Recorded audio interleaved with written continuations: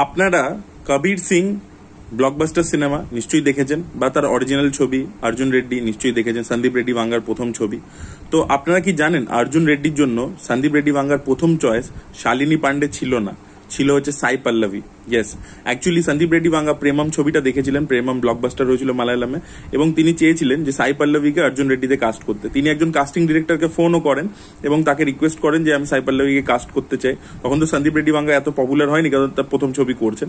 তো সেই casting director বলেছিল যে আপনার ছবিটার গল্প কি, বিষয়বস্তু কি? তো বলেছিল যে খুব প্যাশনেট একটা লাভ স্টোরি হতে চলেছে।